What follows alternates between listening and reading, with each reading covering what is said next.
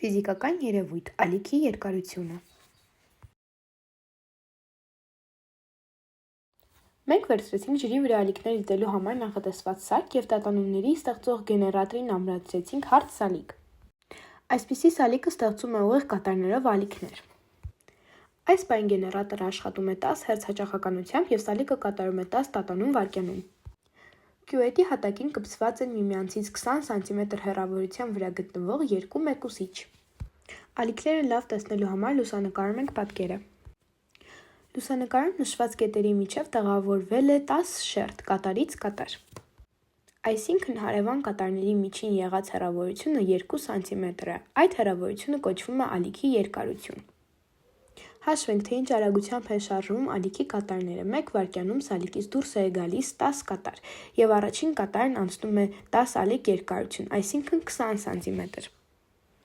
Հետևաբար ալիքի արագությունը 20 սմ վայրկյան է։ Գրենք ալիքի արագության բանաձևը։ Արագությունը հավասար է հաճախականության բազմապատկած ալիքի երկարությամբ։ Եթե մենք գիտենք ալիքի հաճախականությունն ու արագությունը, ապա կարող ենք հաշվել ալիքի երկարությունը։ Ալիքի երկարությունը հավասար է արագության բաժանած հաճախականությանը։ Այժմ խոսենք ձայնային ալիքների մասին։ Օդում ձայնի արագությունը կազմում է 340 մ/վ, գրեթե 2000 անգամ ավելի արագ, քան ջրի վրա դիտված ալիքները։ Օրինակ, վերցնենք ձայնը, որ առաջանում է, երբ մոծակը թևերը շարժվում են։ Նրա հաճախականությունը մոտ 700 հերց է։ Այդ դեպքում ձայնային ալիքի երկարությունը կլինի 340 բաժանած 700-ի մոտ կես մետր։ Մոծակը թևերը արագ է շարժում, սակայն ձայնը շատ արագ է տարածվում, և մեկ թևահարության ընթացքում ալիքի կատարը հասցնում է կես մետր հեռանալ։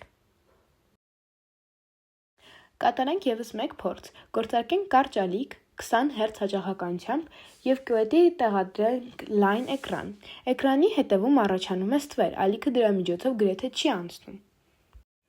Հեռացնենք էկրանը ու գործածենք երկար ալիք 7 հերց հաճախականությամբ և կյուետում տեղադրենք նեղ խոչընդոտ։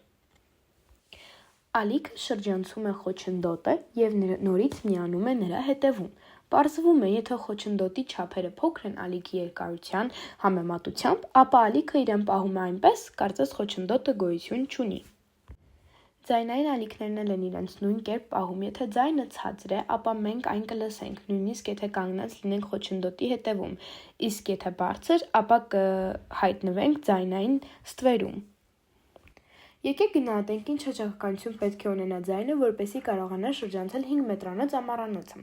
Ձայնային ալիքի երկարությունը պետք է զգալիորեն գերազանցի այդ 5 մետրը։